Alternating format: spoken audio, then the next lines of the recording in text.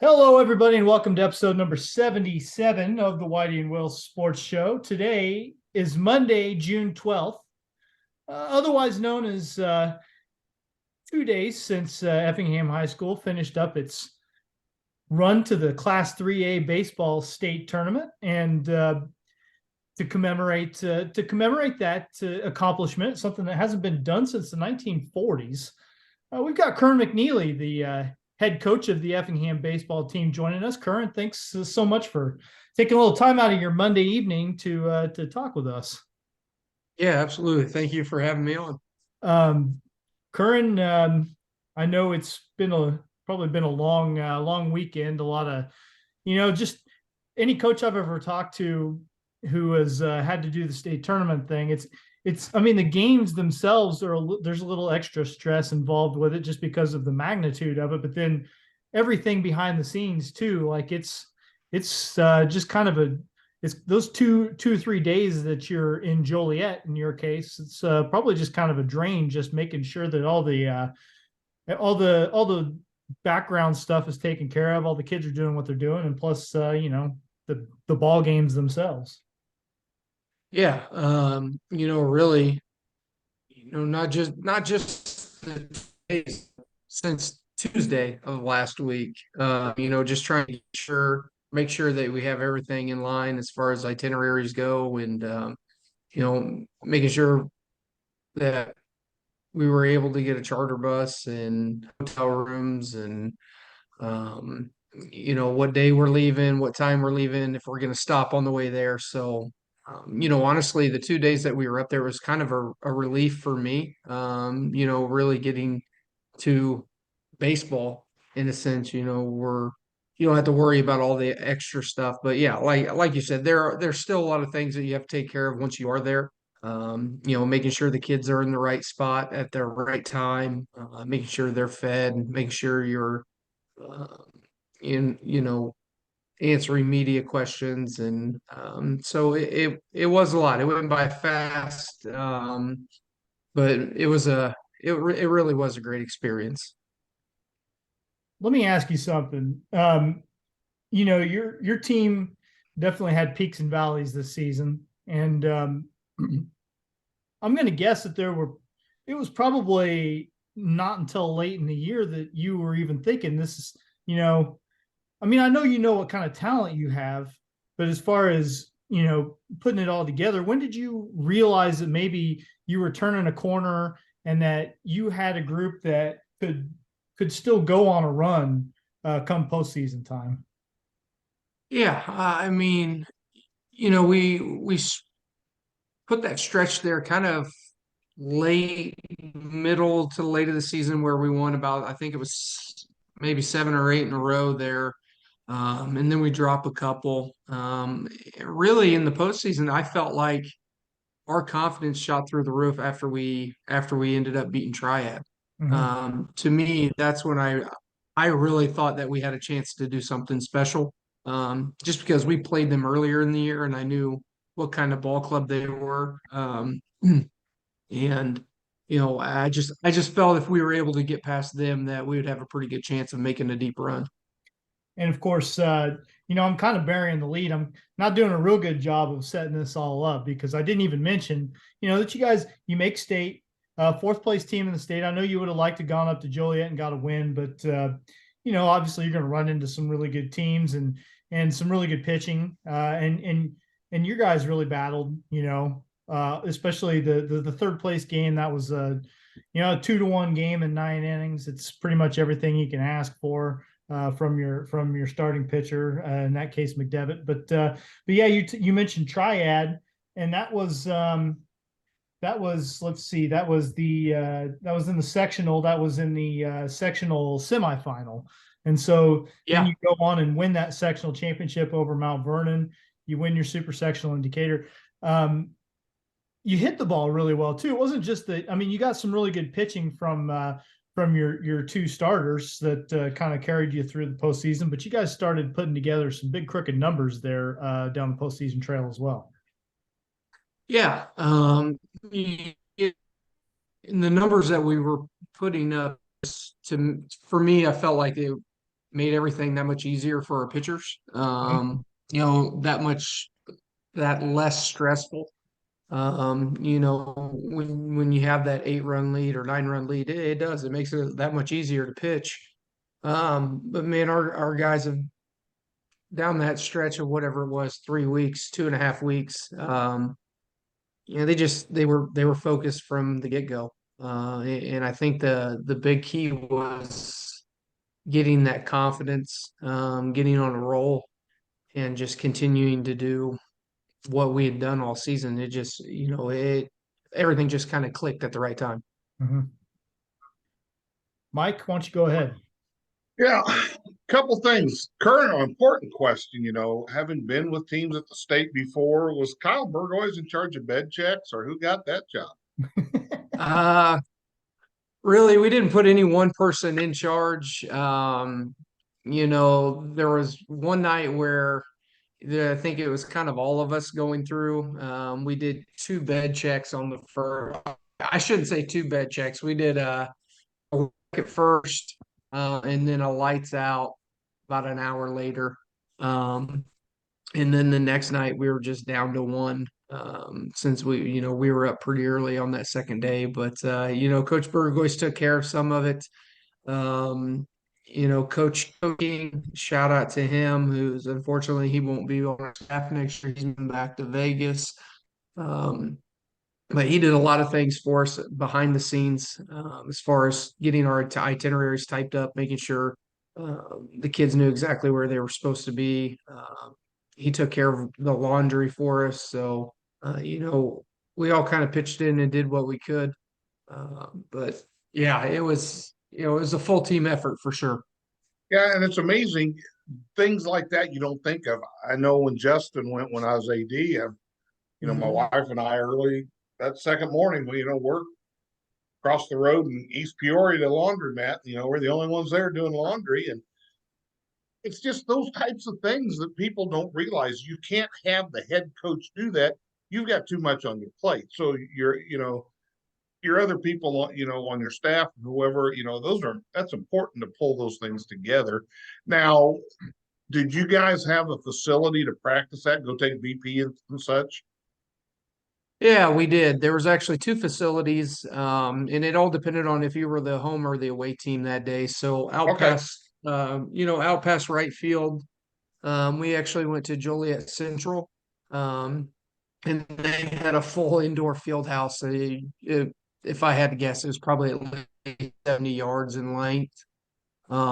Two batting cages in there, so we were able to go both mornings. Their AD and then their head baseball coach met me the other morning, but we were able to pull right up to the door and offload what we need and walk right in and get our swings in for a good 40-45 minutes. And the nice part about it for us was the field was right there. So as soon as we were done, it was, a 3-minute drive back around the stadium to the gate that we had to enter through. And the ITSA does a really good job in getting you, when you're at that level, things to do, as far as, where you get to practice, where you get to do those things. I mean, they do a pretty good job of that. I was pretty impressed with them, how that all works. So, um, with that being said, though, like I said, your support staff is so key to getting things done. Okay, who's bringing lunch? Who's doing this? Who's doing that? So that works Yeah, great. yeah, it was huge. And I'll tell you, we had a couple moms, baseball moms that took care of all the food for us. And we just kind of told them, what time we wanted to eat.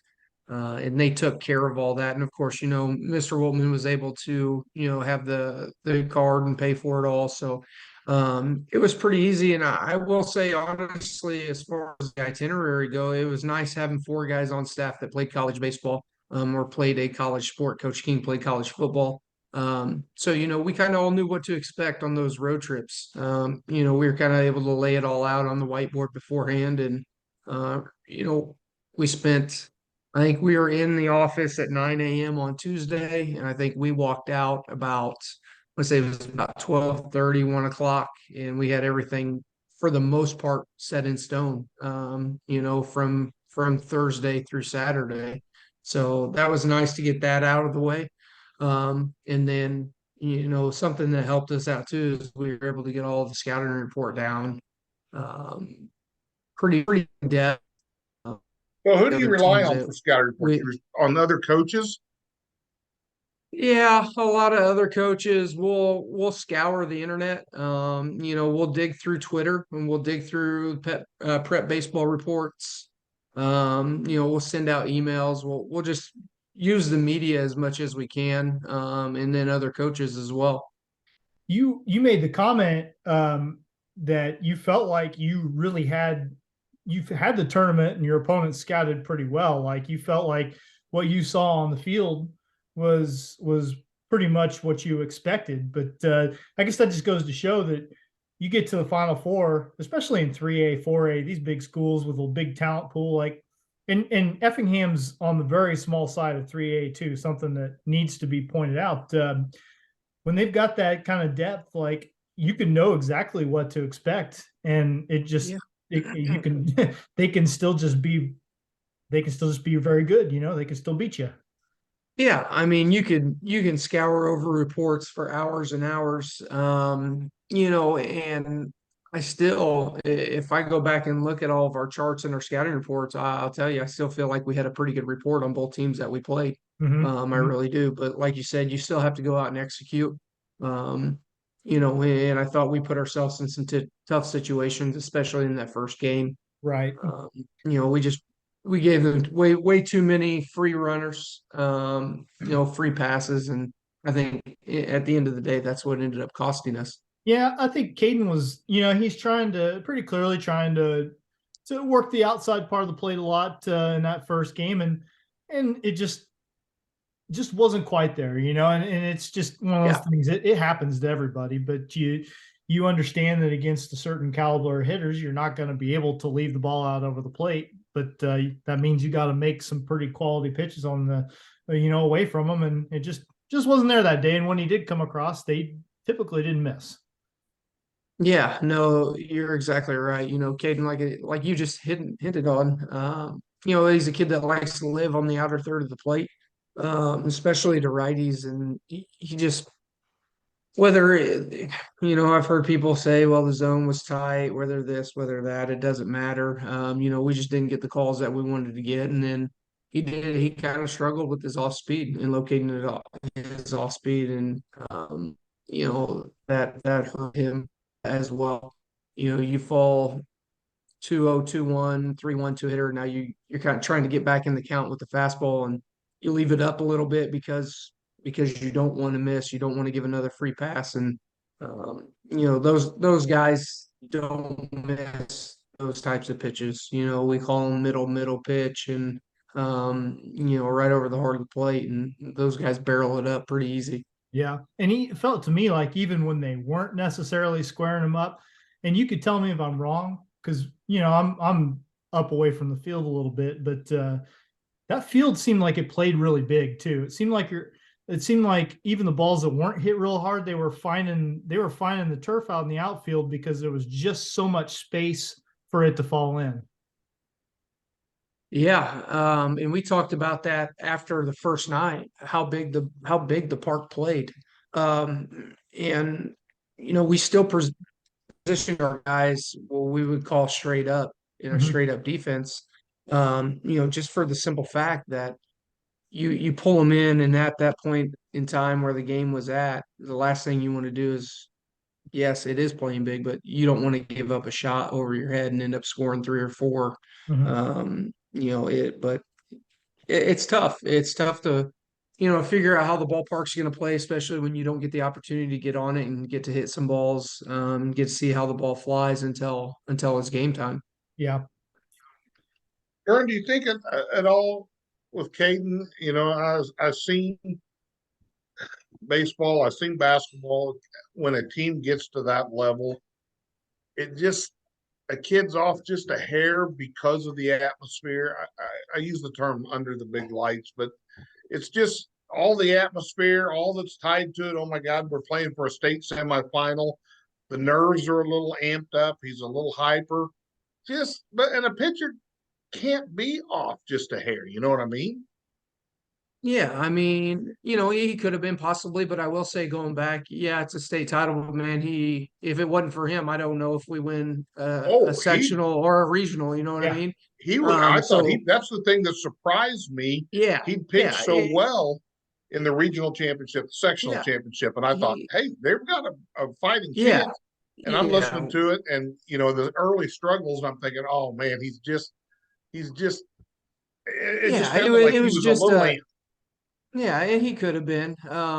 It happens. You've been around sports Oh for yeah, a guy that has had all the success or makes a really good run for about 3 or 4 weeks, and then all of a sudden, for whatever reason, right. he has a bad game or a bad 2 games.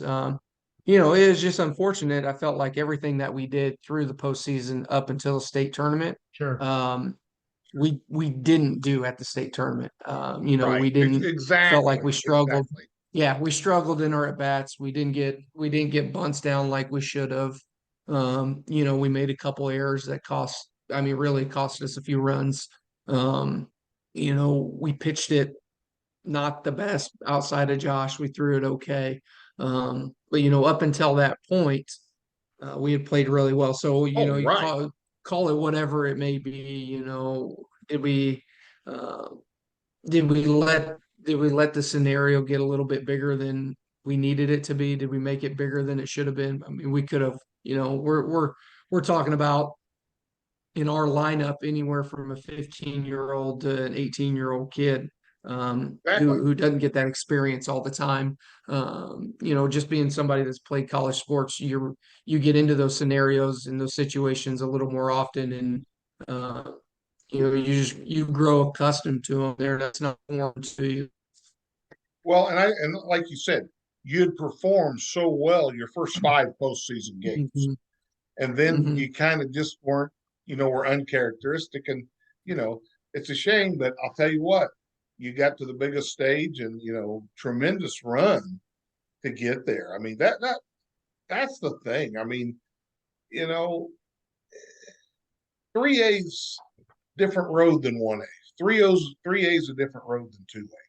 Yeah. And that's big. Oh, we've 1A or 2A school say, hey, we beat some of these people. Well, you got to beat them Hmm. all. And Yeah. generally you've got more depth, more pitchers, and you see that. So I think the accomplishment is just huge for what you guys got done. Yeah. I mean, it's, regardless of where we finished at in state, I think the accomplishment of getting there in that class, is huge. Just looking back throughout the season and I, as coaches, we keep looking at our strength of schedule, and I think we were above a 10 in the strength of schedule on max preps. I don't know where we finished up with the last two teams we played, but we try to load our schedule as much as possible, to help us in that deep postseason run. In the way our conference is set up, it makes it tough for us to really, really compete in midweek games, Right. depending on how our pitching stacks up and who all we use during the weekend series. Yeah, and you talk about your schedule, and some people may say, well, here's 7 or 8 1A and 2A games, whatever. Hmm. Hey, Yeah. you look at those people you're playing at that Yep. level. Yeah. It's not like, oh well, we're going to play Hudsonville twice. No, no, Yep. no, no. You Yeah. guys, your schedule's tough, and it's tough because of, I think, because of those games that are, your conference games. Yeah, you've got 1 and 2 pitching generally on a weekend. Now other Hmm. kids got to learn, and you develop a staff. But you're right. Um, there's some games in there against some pretty quality people you guys face. Yeah, I mean, in the first 4 games of the year, we played the other three teams that were in last year's sectional and this year's sectional. Mhm. We turned around, we played Mascoutah right off the bat, and then we Yeah, played Triad and Mount Vernon in a doubleheader on the right. weekend. So, we were off and rolling pretty quick, and then, just one of the early games, I remember playing Shelbyville and their number one pitcher who's, flipping it up there at 90 plus, and he shuts us down. So, it seemed like every week we were facing someone's number one, and someone's number one could have just as easily been our number two or number three. Sure, Um, sure. so, it makes it difficult for us, but I do truly feel like it helped us in the long run. Hey, speaking of your number one, I saw what the Sycamore coach, the team that you played in the third place game, had some, some Yeah. really good things to say about Josh McDevitt. Hmm. One of the, I mean, he put him right up there with anybody they had faced all year long, and Yeah. he he was great that day. But I think that's pretty. What you saw from him that day was pretty much what you've gotten accustomed to seeing when he takes the mound. Yeah. You know, just from the last year and the year before, in that shortened season, we knew that he started slow. Mm-hmm. He threw up at SIUE against Muscuda. Mm-hmm. Kind of struggled with location, and he threw against Triad and threw a little bit better, but still ended up with a loss. But really, after that, he kind of took off throughout the whole year. His third start was at T-Town, and then his next start, I believe, was against Muhammad. So, after those two starts in that one week, he really kind of settled in, and what we saw this past weekend was, like you said, kind of what we saw all year round.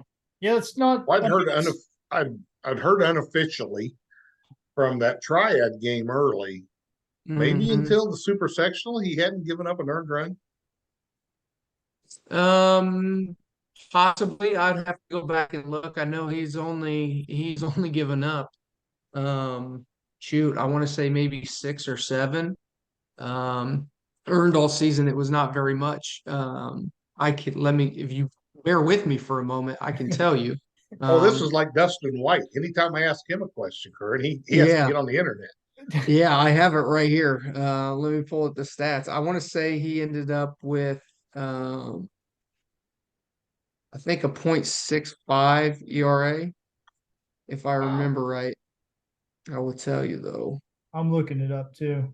I know he was 0.68 per the IHSA going into the So third place game. finished the year with a .61 ERA.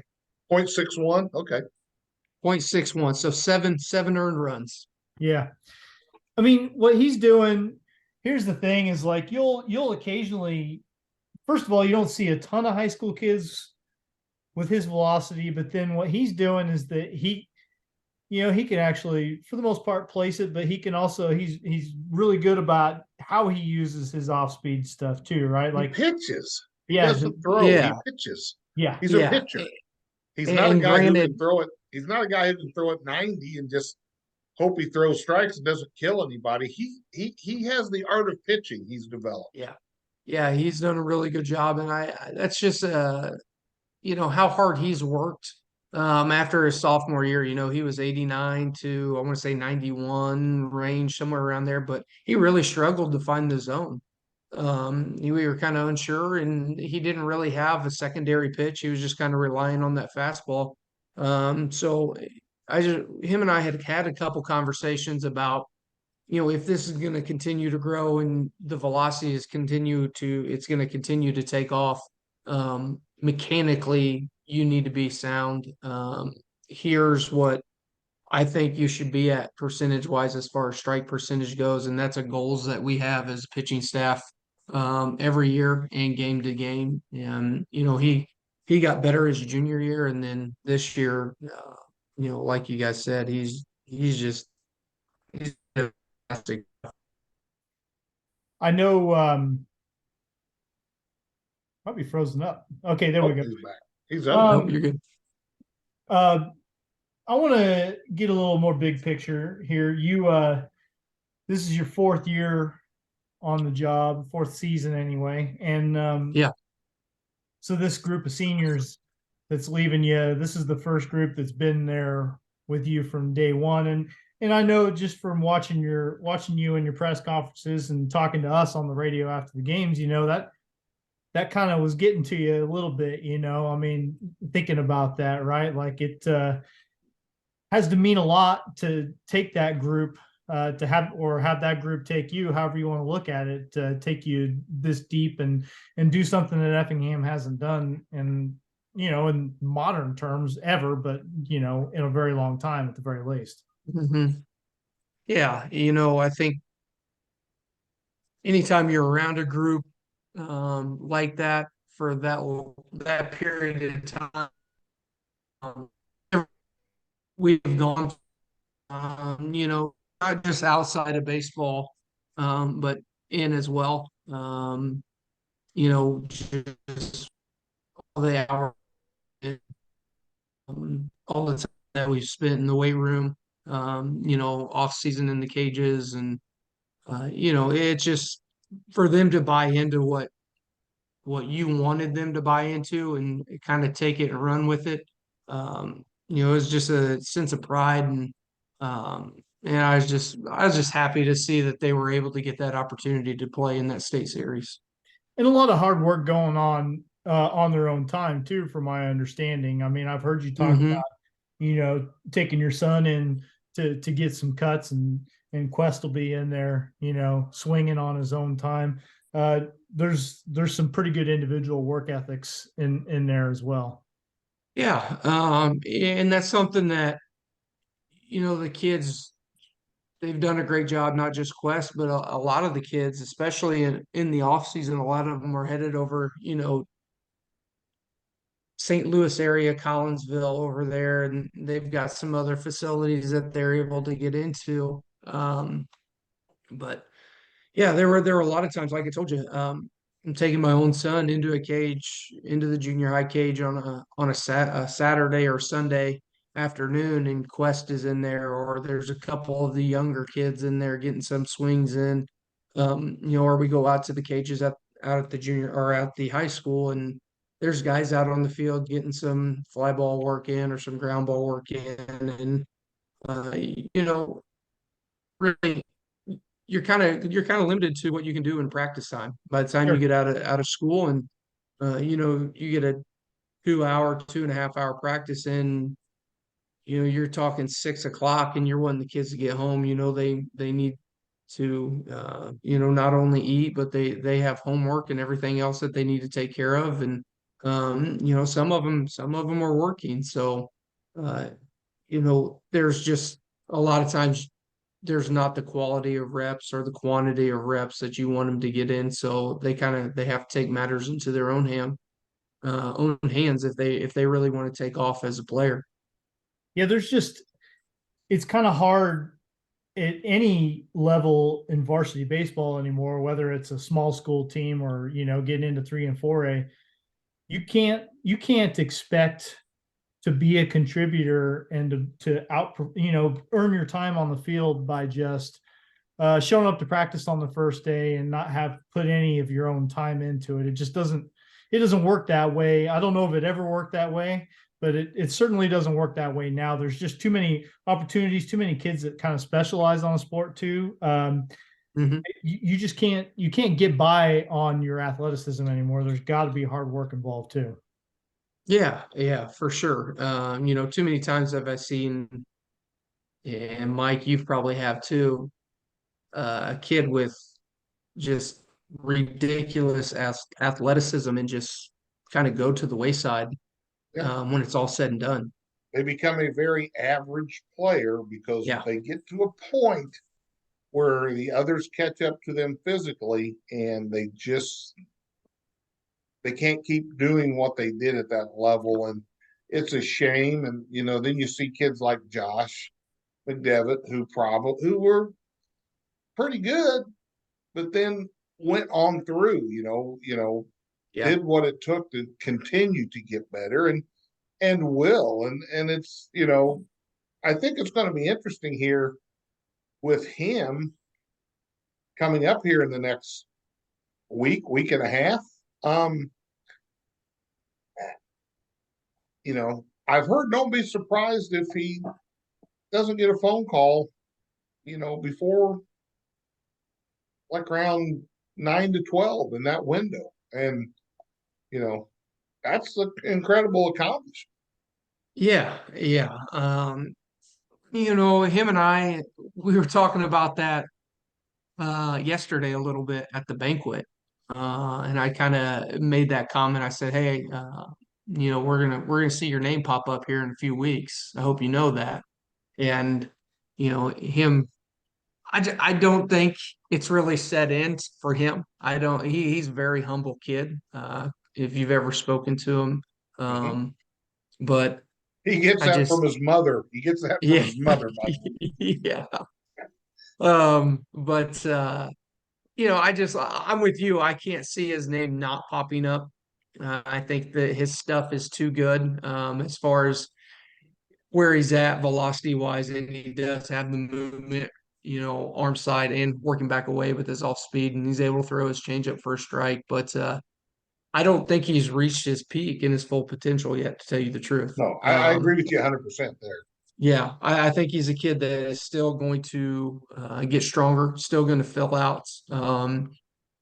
Yeah, when it's all said and done, I think he's a kid that's probably going to end up sitting upper 90s. Probably would it surprise me if he touched the 3-digit mark? No, it would not at all.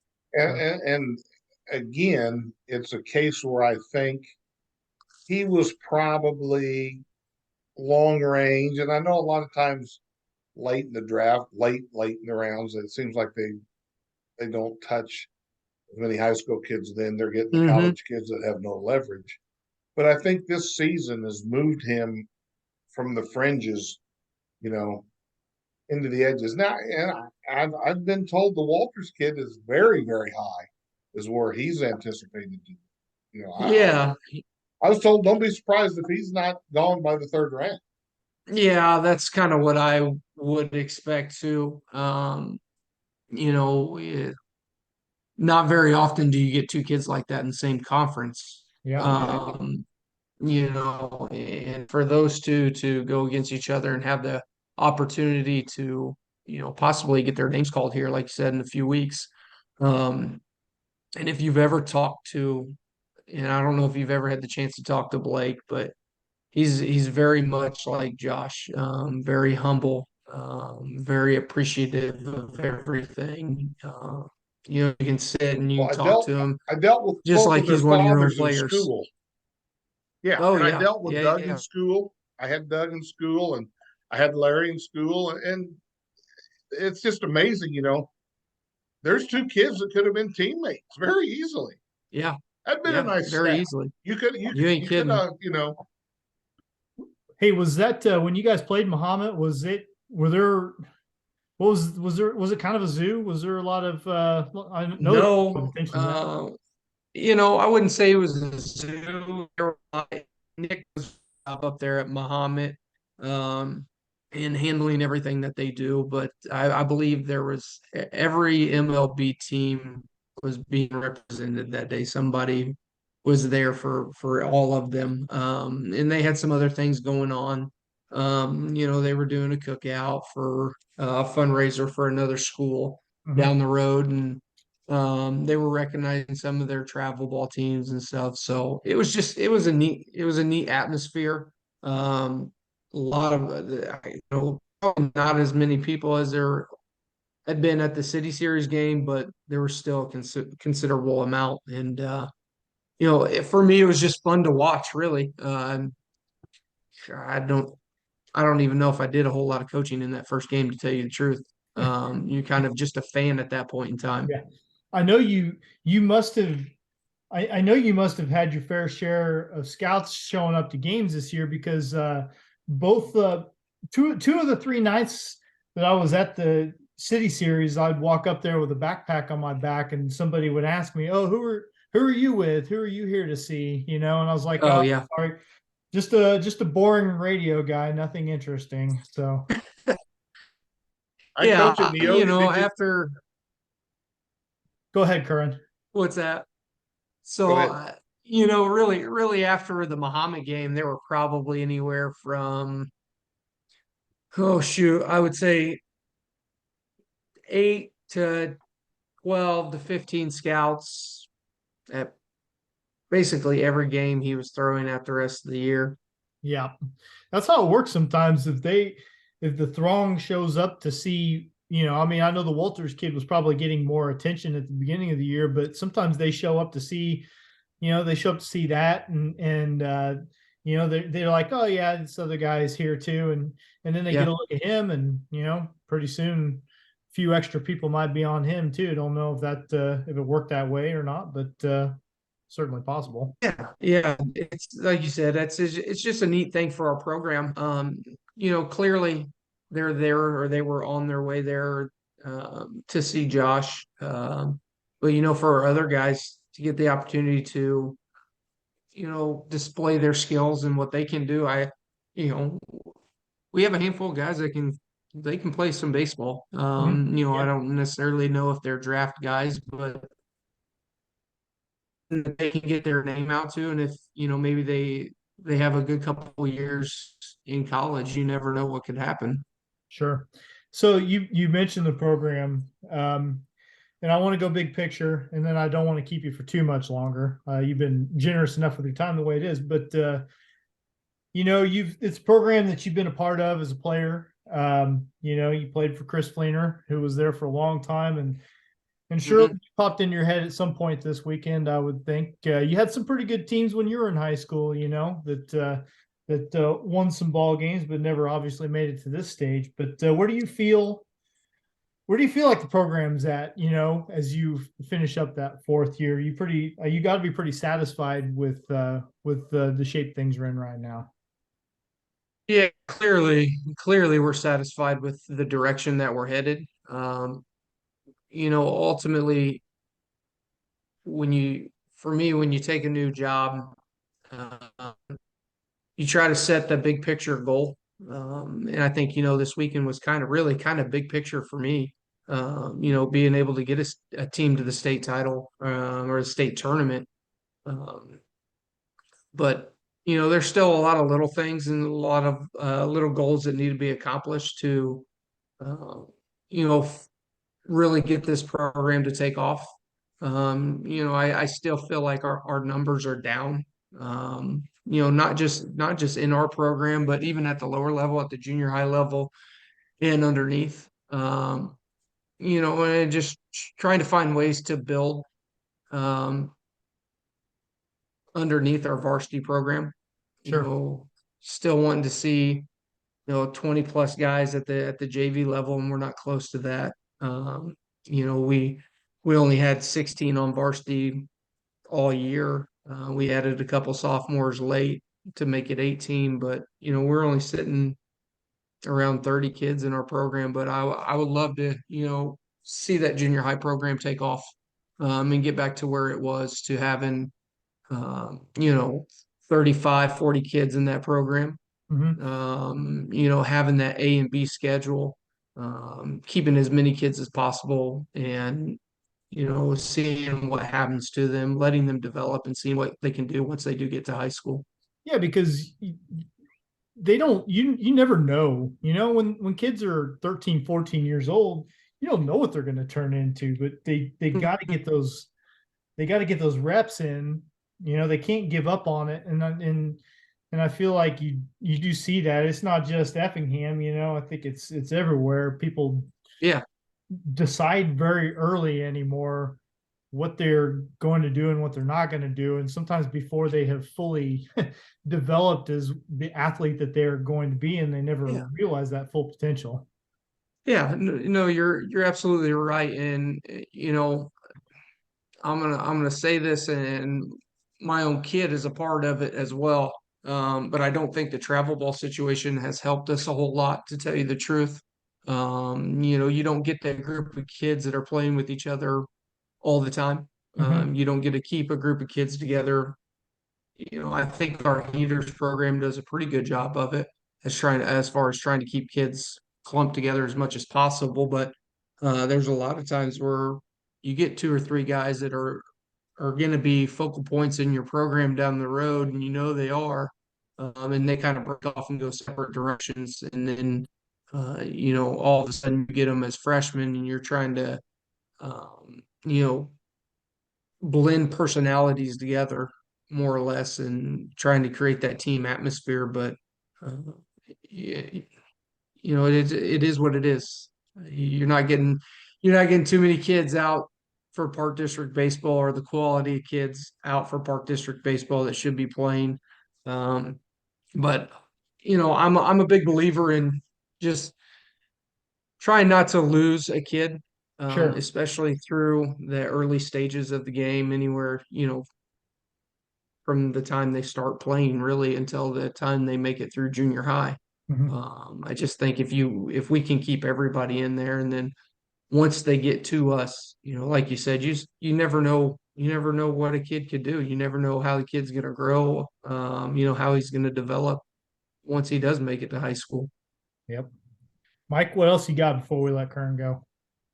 Nothing. Last thing, I guess, Curran, that triad game, you scored 6 or 7 in the first. What did you guys hang? Uh, I think it Was it was six. 7? It's either six, it might have been seven. I think you're Okay. right. I want to say maybe we hung seven in the first. Did you, at the end of that inning, did you think, you know, I don't think Josh is going to give up 7 runs? Did that? No. I know how coach is. I've been coach with a big lead, and you think, man, we're playing so well, but that little devil on your shoulder, did he just say, "Hey, Curran, we got it"? No, that is a discussion that was already had beforehand with the coaching staff. And we knew from the get-go that no matter what happened, we were going to stick with him throughout and see how far he could get us. Oh yeah, no, I Um, don't question that part at all. yeah, yeah. Nope, not one time though. I will say the one thing that did pop into my brain once we did put up seven, I'm not gonna lie to you, I thought it was over after the first inning, Yeah. especially with Josh on the mound. Yeah. That's what I You mean. know, Did you say, okay, yeah. yeah, I wouldn't have, yeah, there's no way I would have entertained. You take Josh out at 45 pitches to save his arm, then all of a sudden, every ball that's being hit finds a hole, and you're like, well, Hmm. yeah, what a dumbass. But no, Yeah. that's not what I'm questioning. Just the fact that you're thinking, Yeah. man, we just spotted 7 runs to Josh. I Uh, think we're okay. yeah, no, absolutely.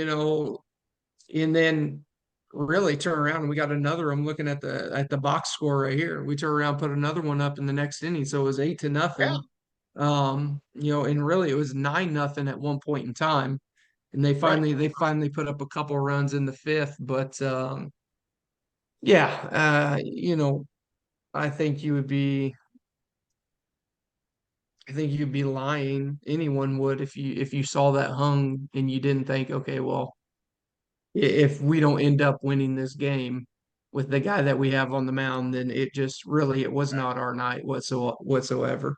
Well, and Right. Yeah, no, no. you just don't go into a sectional game expecting to ever have that comfort level. And so it's just got to be like a 2-ton weight off your back, to Yeah, coach the rest of that game in that scenario. yeah, Well, and you position Josh your first game of the postseason so you can play mhm, for a championship. yeah, And and I'm that's sure the whole. people thought, well, let's save him for the championship. And then if you never get to the championship, you're thinking, come on. Nope, we worked out dates ahead of time. We kind of figured out what dates we would be playing, the amount of time and the amount of rest between the dates, and if we threw them here, and if we were to make the state title, or the state tournament, we would have them on that Saturday, whether it be for the third place game, for the championship game. So we really set it all up the Hmm? week before we even started postseason Yeah. play. Oh, and like I But said, they both threw well for you and got mhm, you, like I said, got you to that point. And, you know, yeah, Josh pitched yeah, great in those opening games of postseason. Caden mhm, closed the door in the championships, and then Josh yeah, in the super. So, yeah, yeah, it was good. yeah, it was awesome. It was fun to see, and really, it was fun to see our hitters click together. Mhm. Our at bats, I thought, not this past weekend, but the other 5 games were very on point. I thought we were very patient in the box. I thought we were able to work pitchers over, get ourselves some fastball hitting counts, and then we didn't miss too many when we did take our cuts. But it's not a shot at any of the other teams that we played, but really up until the state series, I thought the toughest game we had was game one against Charleston. Um, Yeah. we could have very easily been done after game one. We're talking a 2-1 ball game, and I think it was 8, maybe 9 innings. I can't remember exactly. But that was a heck of a game for us to find a way to get a runner on base. We move him over, and then Cam Raditz comes through with a huge clutch base knock. Yeah. So yeah, it's been fun. It's been a blast, and hopefully what we were able to do this season and through the postseason kind of catapults this program. And I know I mentioned it in one of the press conferences when we were up there this weekend, but hopefully all those little kids that were running around, um, were able to see it, kind of experience it, and have that hunger to want to keep this type of thing moving forward, and keep moving up the ladder, so to say. Well, Yeah, Curran, that's a big byproduct of when you get a go is Yeah. those kids seeing it. Hey, we want to do this when we're kids, Mm-hmm. So yeah, that's I like that point of view. Yep, absolutely. well, Curran, I think we've probably kept you long enough. We appreciate it. Lots of congratulations. It was exciting, I think, from our perspective too. I know Mike and I both, whether it's, through me, through some of my in-laws, and Mike, just through his own personal history, have connections to Effingham. And it's exciting to see all those people, around the program, and people who've been in the program, or just people who have gone to school there. It's fun to see them so excited about it and so happy for it, Oh, and in tune yeah, to it. It's a very Yeah. big deal, and yeah. big ups to you guys for I mean, we doing were that. one game short my junior year. Back then, there wasn't a super, so there were 8 teams at state, Yeah. and we got beaten in the championship of the sectional. Collinsville beat us. We didn't have enough pitching, Yeah. and Collinsville went on and pretty much walked through the state tournament to be state champs. And we competed against them, but they were better. Yeah, you just never know. I know we're gonna sign off here in a second, but really, not only just clicking at the right time, but I think the stars aligned for us a little bit as well. We avoided some big teams. You know, you can't look at it in the back of your mind, not think, well, at some point in time, you're going to have to go through Muhammad with the Walters kid. At some point in time, you're going to have to go to Chatham or face Chatham and the Detmers kid. And neither one of them were there. Right. So really, the stars aligned for us a little bit. I'm not saying that the other teams that beat them didn't earn it. But it's just super thankful for how hard our kids worked, and then everything lining up the way it did, and us just taking care of business. Sure. Well, and that's the thing, nobody makes a state run without getting a break or two, but you still have to take advantage of it. You still have to make the best of that situation. And your guys did. And, just really proud of them. It was a blast, and hopefully it was a great experience for you and all the guys. Yeah, it was awesome. Yeah, I know our kids once the first hour and a half after the game, still pretty down, but about 2 hours into our trip, they kind of turned back into themselves, and I think they finally sank in that, hey, you know what? Even though we got beat 2 games, we still finished fourth in the state, and there were a lot of teams that weren't playing this past weekend, Yep. and that's something to be proud of for sure. Absolutely. Well, Mike, unless you got anything else, I think we can let Curran Nope. bail out on the call. You and I have a couple additional things to talk about. But Curran, we appreciate the time, and we will talk to you again, I'm sure. But thanks so much for the time this evening. Yeah, absolutely. Thank you guys for having me on. I appreciate everything you guys have done for us this season. All All right. right. Thanks, Curran. Thank you. That's Take care. that is Curran McNeely, Effingham High School baseball coach. Uh, an excellent player in his day, by the way. There were Oh, teams he was a bulldog on the mound as a he pitcher. was. That's the thing. I don't know that I ever spoke to Curran, while he was a player. I just watched him, in my media capacity and always, gotta be honest with you, always found him to be kind of intimidating just because of his presence on the field. But He personified that tough kid that was coming to get you. He and was going to challenge you every at bat. he also got to pitch one of those years that the Apollo decided to try wooden bats during the conference games. I think, yeah, Curran got to pitch during that season. So all I'm saying is I'll bet there were a lot of guys that year that walked back to the dugout after an at bat against I didn't him like that. and didn't have a whole lot of good feeling in their hands. That's all. Yeah, you get a wooden bat in on your hands, it's a little different.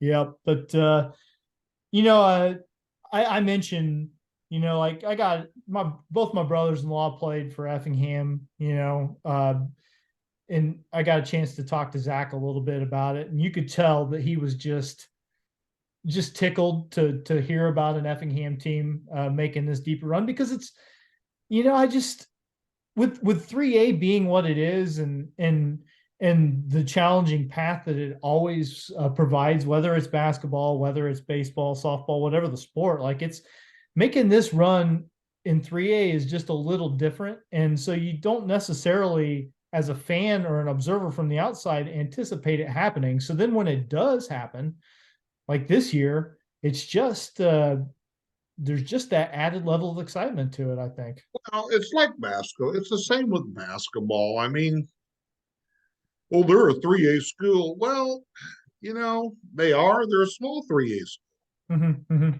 And, Yeah. Again, just like in basketball, the Mitch Arnolds and the Uwe Blobs and the Dale Groupies aren't walking through the door anymore. And, Right.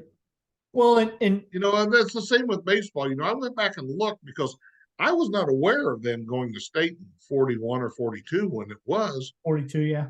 And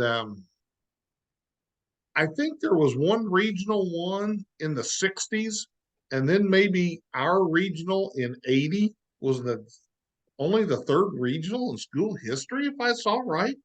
Yeah, so they had the state qualifier in 42, 64 was a regional, 80, 87, Yeah. So 2000. we were the third regional champ.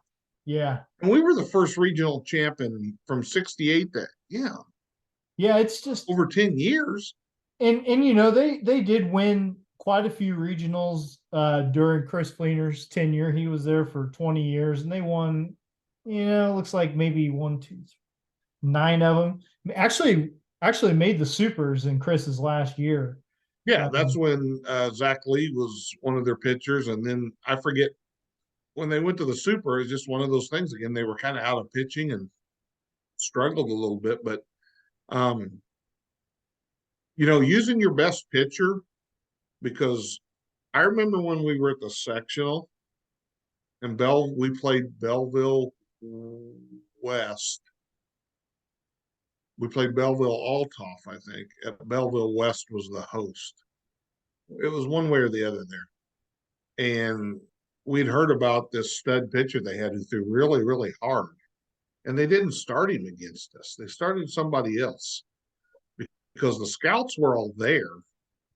And we got a couple run lead, 2 or 3 run lead. And then they bring this kid in, and the catcher's mitt was making sounds I hadn't heard before. I mean, and of course, his first pitch, Mitch Arnold hit about 400 feet. The kid was done, but they didn't throw their best against us, and we beat them. And I mean, it's not that I think it's a bad strategy all the time necessarily, but it certainly does. It opens you up to second guessing. It it makes you look pretty stupid if it doesn't work out for you. I think Right. that's And that's the thing. And it's got to work out. And that's before the pitch count era, obviously. yeah. I mean, that's the thing. This game that Effingham lost for the third place game on Saturday, that game happens 10, 15 years ago. I don't want to speak for Curran, but I think there's a lot of scenarios in which McDevitt keeps pitching, right? Because he hadn't had a really stressful inning. He threw 20 some pitches in the first right. 20 some in the first inning. After that, he was in pretty good shape. Yeah, he just ran out of pitches is all it is, right? Right. And he kind of had an error on a little chopper hit kind of. It was a deal where it was a chopper about midway, and this is what set up the tying run because it was right. Now, was the ball going to go foul? Did I hear you guys say that on the radio? I think it probably would have, but that's an easy thing for me to sit up there and point out when you're in the moment. It's hard to say exactly right. If he fields it cleanly and is able to just make a semi-normal throw, he gets the out. The ball popped out of his mitt. He tries to, and then he's trying to make a crazy backhanded throw, and it sets up. And that inning could have been worse, by the way. Like they got that double play to end it. Right. It could have been more than one run, but you had a feeling in the back of your mind like you weren't sure when Effingham was going to get another run. They had scored one in the fourth, but this Sycamore team had been running some pretty effective pitching at them, and it was just you weren't sure when they were going to crack the third pitcher that Sycamore put out there, and as it turns out, they were never able to. But what? Did you get your picture? Did you get your picture taken with Jim Tomei? I didn't. I didn't actually even. I didn't see him down there. I'm sure he was down there by the time we left. I saw Josh McDevitt got his picture taken with him because his dad said it. From all accounts, Tomei's a really nice guy, approachable guy. Yeah, everything I've heard, sure. He wouldn't be helping coach. I mean, I know his kid's on the team, but he wouldn't be helping coach a high school team if he didn't, if he was too aloof, I guess, or didn't want people to see him or talk to him. So and it sounds like his kid's pretty good. I think he's a freshman, but it sounds like they said he had a pretty nice little swing. He's still got some growing to do, but well, I'm sure he will. Obviously, the genetics are in his favor, but Effingham is fun to follow them up there. We haven't talked. We haven't done a show since the St. Anthony softball team made it to their state tournament. They got third place in Class 2A in the softball. We're still trying to figure out. It's not that we haven't made some effort to try to get somebody with that program on. We just haven't quite worked that out yet. So, well, and again, them going from 1A to 2A, I thought that was a very good accomplishment on their part.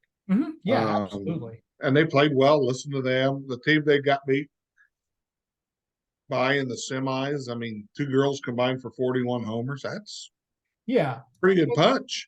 And that was a tall order. They were playing in the semifinals. They were playing this Rock Ridge team that was the two-time defending state champion. Yeah, like 99-1 in their last 100 games. Yeah, they had been an undefeated state champ 2 years in a row. Only lost one game this year, and they won the state title game going away. And Effingham, St. Anthony, they won the third place game easily. Like they were very clearly the better team that day too. So, I think there's very little to feel bad about there. They gave Rock Ridge an excellent game right up until the final at bat, had their chances. Honestly, oh no, the Nieberge girl made the final out of the game. I had my fist in the air because I thought she'd hit it over the center fielder's head. I thought that she had possibly gotten St. Anthony within a couple of runs and maybe even, within one run by the time it was all said and done. But, it just wasn't meant to be, but they played great. They did the things that they do. You just ran into a buzzsaw, a program that is in the middle of one of those runs that sometimes, ran into a better team. I mean, that's what it is, and that's, I go back to our very first show. Mm-hmm. Okay. We had a guest that made the statement, one of the greatest things about this area is there's always somebody going to make a deep run in something. Well, we had a basketball team get third. We had girls basketball teams playing for supers and sectional finals, and great season, you know. Mm-hmm. Baseball team get fourth, softball team in the area get third. Um, Pretty successful season, I would say. Well, Bass fishing state champ. I mean, we had a pretty successful season. yeah, and as Greg and I were signing off for the last time this school year, um, yeah, I made that comment. And it's something I say all the time. I feel like maybe I say it too much, but it bears repeating. Like, Greg and I get up to these state tournament games, and it doesn't. It's a big deal. Like it feels like a big deal, but it also feels kind of. There's some things about it that feel very routine. Like you've just done it so much. Like you know how the press conferences after the game are going to work because you've seen it happen so many times, and you can kind of work your broadcast around it. You know where they're Yeah. going to have you sit, where the lineups are going to be, before the game starts, where to go in, where to park. It's just like some people in the media spend their entire careers and get to do that once or twice following a team they cover. And We do it like 2 or 3 times a year. for you guys, that Joliet was just a Friday. You know, just a Yeah. Friday. Oh, Greg's been there before when all four classes were there, but Yeah. you're right. Again, it's we got kids competing in track for state. It's amazing in this area. I will say I'm glad that the last time I went to Joliet for a state tournament, it was Teutopolis baseball playing in it. I guess it would have been in 2011, maybe something like that. I think it's the year before St. Anthony won state at Peoria. So I think that was 2012. So yeah, 2011 it would have been. And I remember there was a rain delay. And then we had to deal with some pretty bad storms as we were driving back home that night. So just glad to. You weren't driving slowly though, I bet. Well, we were driving just fast enough to stay in front of the storm system that was kind of moving more south than east. But yeah, it's a little bit of a trip up there to Joliet, I will say. But it's always fun to get to sit in those minor league parks and call a game and sit in like a real honest to God press box and you feel more professional when you're there working too, I will say. Well, yeah, there's no doubt about it. And I mean, there's so much, um, you know, talking about our successes, we had a 1A state golf champ as a team. We had a 1A state golf champ as an individual. Mm-hmm. And everything's starting here soon, Whitey. Well, that's the last thing Greg said before we parted ways up in Joliet after the game Saturday was that football's only, football's a couple months down the road. So it's yeah, I think fall can start. I think golf will be the first, and they're August 10th, 11th, 12th, somewhere in there's first match. But I will reiterate that I was especially happy to see an Effingham team, Effingham High School team make this run because it doesn't come around as often for any number of reasons. So I'm sure everybody involved was just tickled to get a chance to be a part of that. And I did a little research today. I know it's hard to believe. I did a little research. Couple shout outs. John Nieberge took it on the chin. IBCA All-State game. South got beat. Yeah. And Logan Fleener, Mason Robinson, Josh or Avery Yarhouse from our immediate area. I think we're the only three boys who played. Okay. On the girls side, the South team, Haley Nieberge was MVP for the South. Okay. She led them in scoring. Richard's girl played. I believe Lucy Faraday played. Did Hecker? Heckert played, I believe. Those may have been the only ones from our immediate area. And then the 3A, 4A South MVP was George Bellevue from Lincoln Way East, who won our Christmas trip. Caleb Seamer also played in that game for the South team.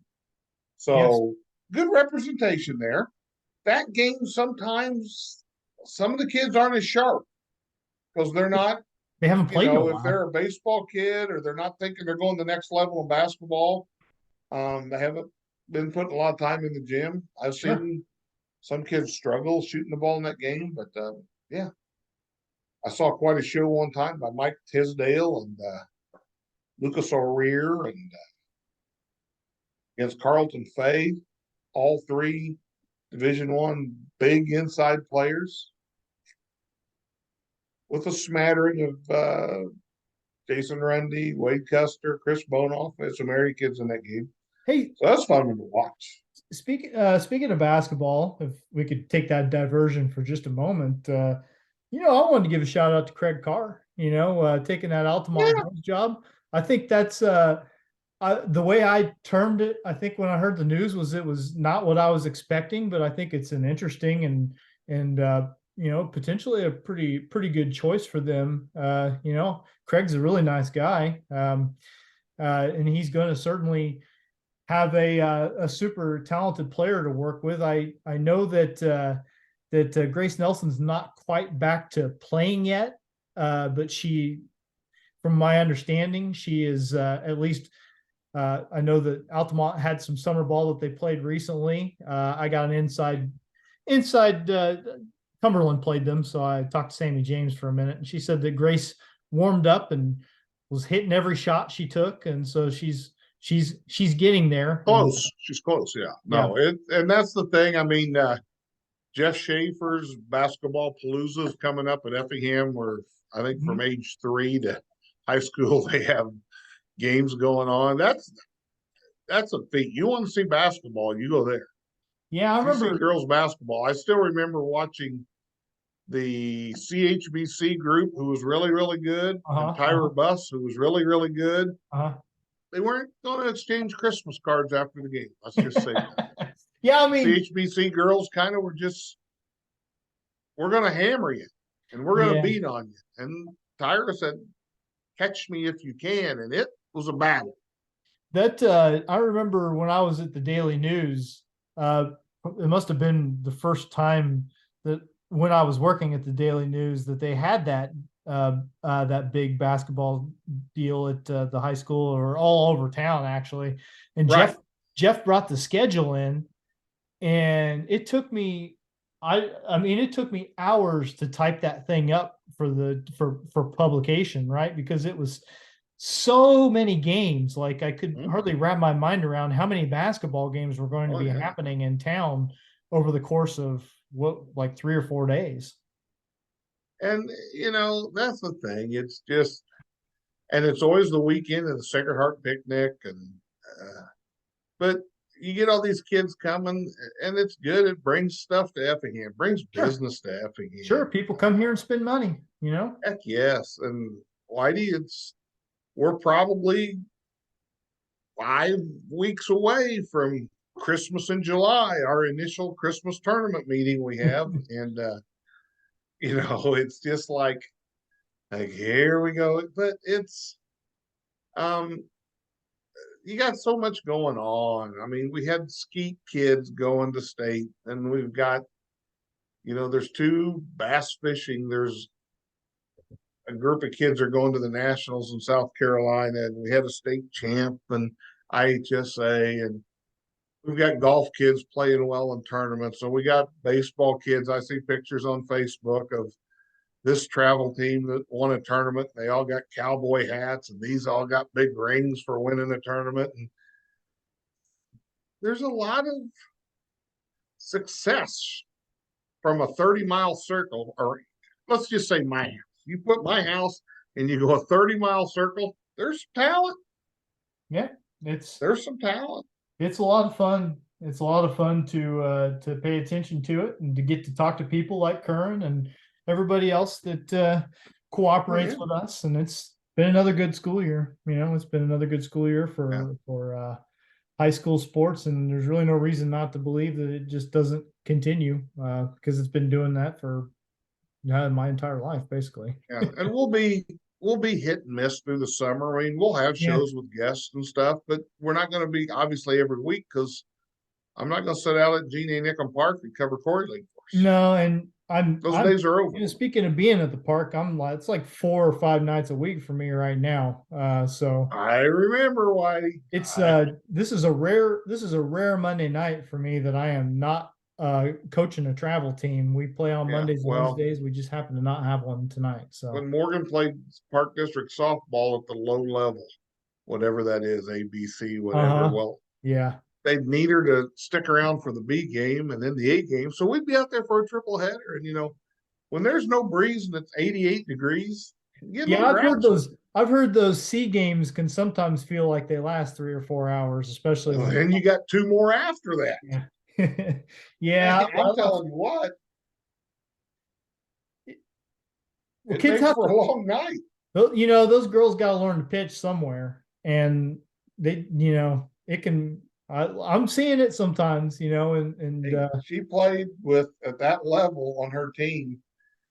Kendall Canope and the Boris twins. They had a pretty solid team. Yeah. It's sometimes you don't have that. Was on that team. I didn't know that. Yeah, it's I wouldn't trade it, but it does get to where you just really treasure those evenings when you get to stay home. Sometimes this travel stuff, I see people in a different state every weekend, and I'm like, man, I just got a new recliner. I'm gonna have a staycation this weekend. Yeah.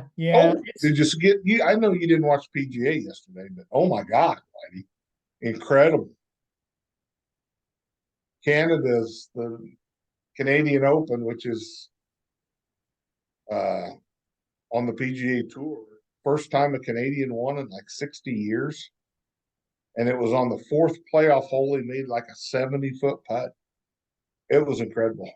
And the Canadian golfers, a bunch of them stuck around on the tour and were out celebrating with him, and a security guard tackled one of them, man. I did see that. He got mashed. And then he was laughing about it, and they took pictures together. And then the Europeans came out because they heard the crowd cheering when Tommy Fleetwood, as he's known on tour, Fairway Jesus, missed a putt. And so then the Europeans came out to support him, and they were saying it was kind of a Ryder Cup atmosphere in Canada. Yeah, well, I'm glad that you could take some joy in that, because just glancing at the Central standings, I'm guessing you're probably not.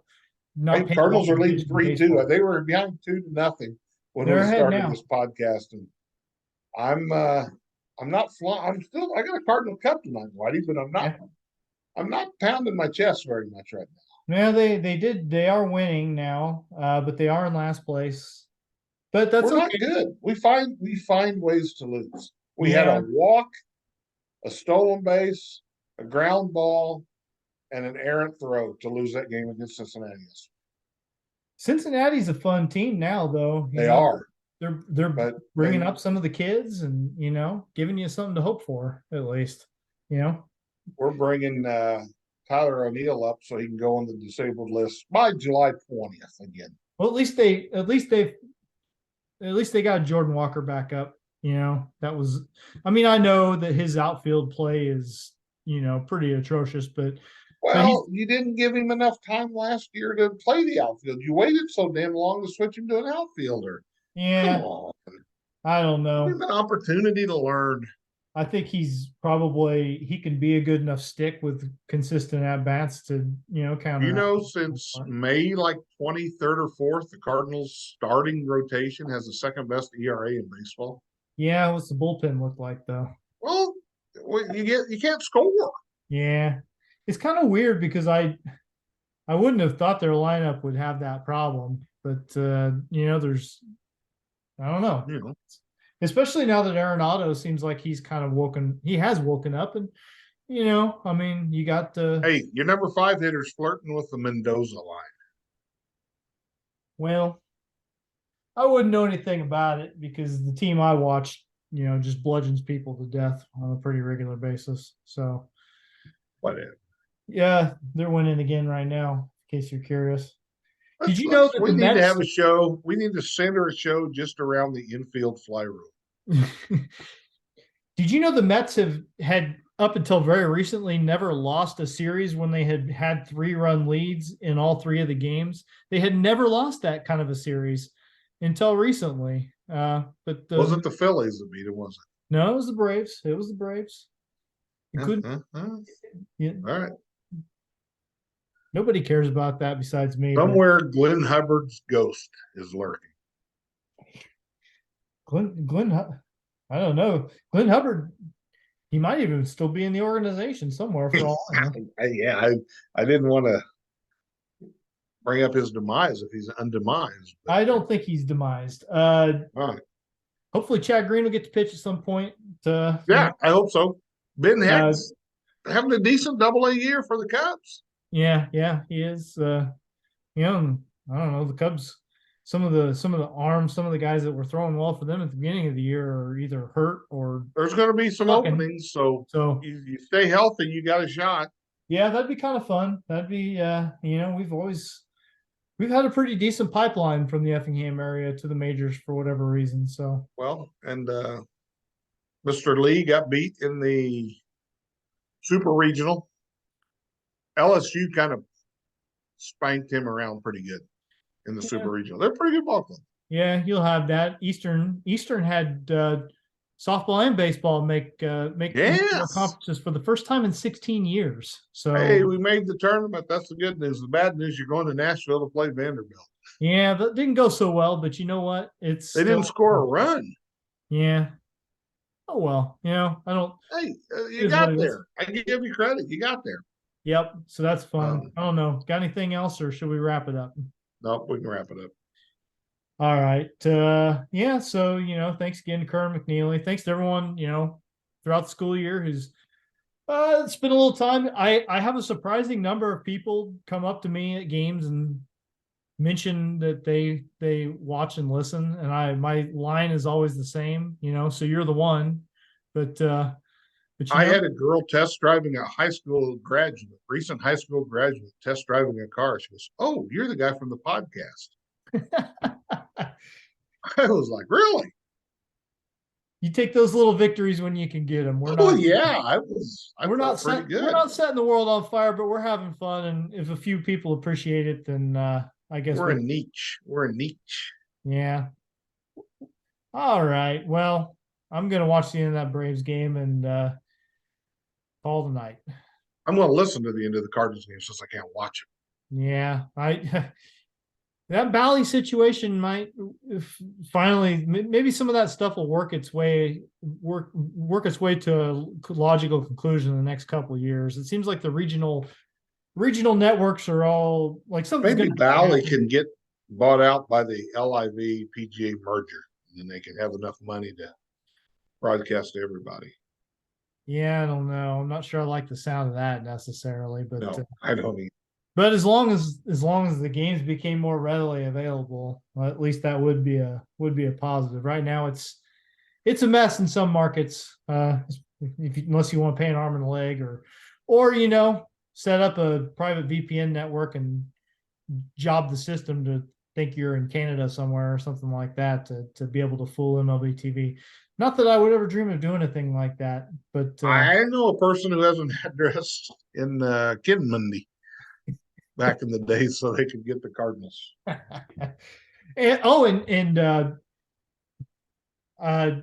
Your dad's book going real well too. That's going real well. He ordered an extra 100.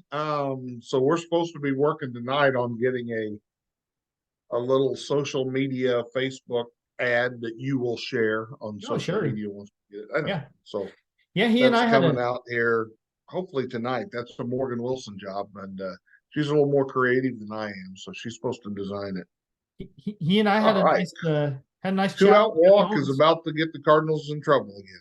So we're par for the course, Whitey. I want you to know that after your dad and I did that interview with Jeff Owens on WEIU, Yeah, I watched that. That was really good. well, Jeff's the first thing he said to me after it ended was, "Man, I need more than 28 minutes for that one because he had a whole sheet of questions he didn't get a chance to ask." So You got to do the Facebook thing first. Whatever. So that was you're No, but it was really good. I found it on YouTube and watched it. And here. Let me pitch an idea to you, because your dad does such a good job of, of telling those stories. Like when it's his voice, because we had him. well, somebody didn't want to buy a book. They wanted my dad to read it to them. Well, they could buy it, but they buy an audiobook. You record it and you put it on a thumb drive, and they buy it for the same price that they would have bought, or something like that. Just now you're getting technology involved, Whitey. It wouldn't be that hard, but just telling you. I mean, listen, the man has a way of telling. You do it as a thumb drive. Can't you do it as some type of audio file that you can send over the internet, so you don't have to mail a thumb drive? You could, yeah, you could do that. Sure, you just have to. There's ways to do it. Just thinking out loud, Well, I'm not opposed to it because, like you said, when he reads the stories, it's different. So, yep, it is. It adds a little something to it. But anyway, and the story about the blind man, yes, I did go to that gentleman's store. Yep. That's the that one kind of sticks out to me. That's the get you. That's the get you story. It was it's just had a little different tone to it than all the rest of them. The rest of them were kind of more of the absurdities and the quirky things that happen when you're on covering sports on the road, and that was more of a little slapsticky. Yep. All right, Mike. Let's call it a night, and all right, sounds good. We'll just say until next time, because we're not sure, but not sure when next time will be. All right. Well, we'll talk when we talk. See you later.